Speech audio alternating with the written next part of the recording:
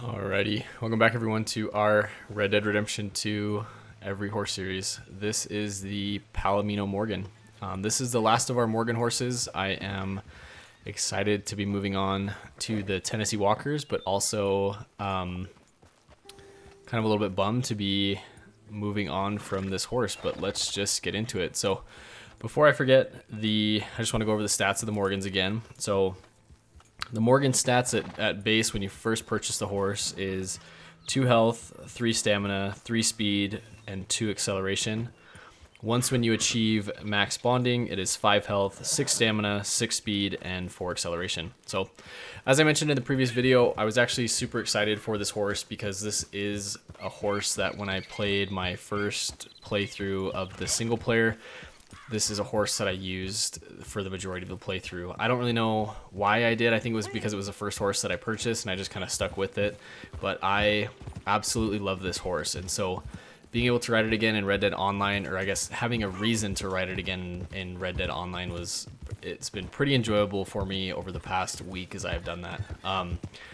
So this horse, just like the other Morgans, it's not anything special. It's not got the greatest stats or anything like that. And I can't, honestly tell you that if you buy this horse, it's going to be the dark horse of the group and you're going to be able to outrun Arabians and a whole bunch of other stuff. And again, I'm starting to realize that the series has kind of become a little bit of a placebo thing for me, but I think this horse is my favorite out of the Morgans, not only because of its looks, but because of the experience I've had with it. I was playing with a friend the other day and they had just purchased a level 1 Breton and we needed to cross a river because the waypoint took us to a weird spot, but we needed to cross a river that had a bunch of alligators in it, and I was able to blaze right through it on this horse for some reason, and his Breton he had just bought struggled to make it across the river without bucking him off. But yeah, so I don't know if that has any sway in it. I've done well in combat with this horse. I don't know if that's again a placebo effect of me just caring more for this horse and taking better care of it during combat, and as well as staying a little bit further away during combat to try to avoid it from taking damage. But I have really enjoyed this horse. I named this one Nelly. That's the same name that I had for the one in the single player when I purchased that one as well. But it is a mare. I again am continuing to test the whole gender thing. I really don't think that has any sway in how the horse performs, but I'm going to continue to test that just to be sure. So I've made a short waypoint. I'm actually just going up here to the I don't even know what this stable is actually called, but it's just right to the south of Emerald Station. So I'm just going to this stable. I gave myself a short waypoint from my camp to this one because I want to keep the video shorter, as I'm starting to see a lot of similarities between the different horses inside of the breed. So there hasn't been much difference in performance from one Morgan to the next, but I think that the biggest difference will come at the start of a new breed of horse. So those are the videos that I'll spend a little bit more time on. I picked this area of New Hanover just because I thought this is another horse that, like the previous 2 Morgans, this is a horse that I feel like matches a horse that you would see back in this time frame, not only because of the size of the horse, but also because of the look of the horse. I feel like a kind of blondish colored horse with a lighter colored mane and tail and 4 white socks is a pretty common looking horse. So this is actually a horse that when I take it to the stable, I do not think that I'm going to be trading it in. I have seriously enjoyed this horse. So if this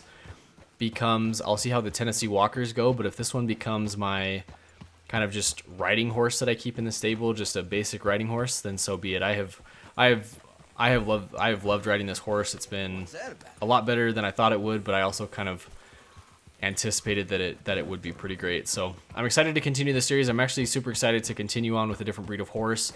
The Morgans was a little bit long-winded of a section because of the break in playing and the break in the series, but also because of getting the new Xbox and getting everything set up to be able to record videos again. So I'm kind of in a spot now that I can kind of grind out some videos, so I'm really excited to keep going with the series. As kind of a wrap up for the Morgan horses, I just kind of want to go over my thoughts again for them, just to kind of summarize the Morgans. This Morgan in particular, the Palomino Morgan, I have enjoyed the most. I think that of the different coats of the Morgan, this one is my favorite coat. It's the one that I enjoy the look of it the most. The second Morgan that we did, I don't remember the name of the coat, but that one is probably a close second to this one, but this one is my number one favorite.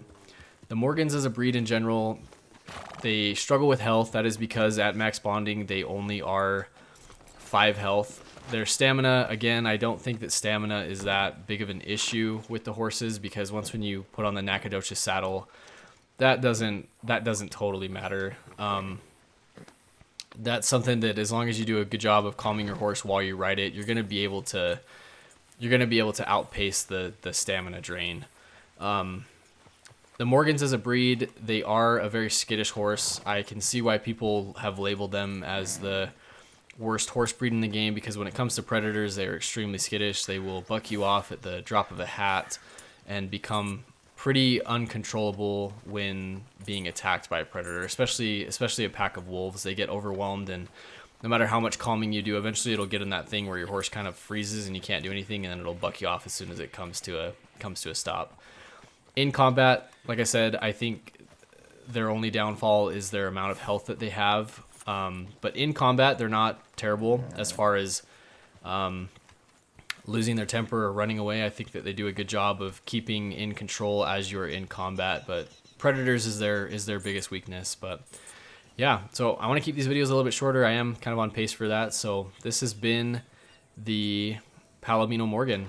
Like I said, I plan on keeping this one in my stable. So maybe in a summary video at the end of this series, you might see this horse again. But thank you all so much for watching. I appreciate all the views and comments. I know that these videos don't get a ton of views, but every view that I see on the video is exciting to me. It kind of keeps me motivated to keep doing this, because I don't get anything from this. I just want to make this series because I really enjoy this game, really enjoy Red Dead Online. Love the horses in the game and want to kind of have a reason to test out every single one of the horses. So yeah, thank you all so much for watching, and I will catch you all in the next video.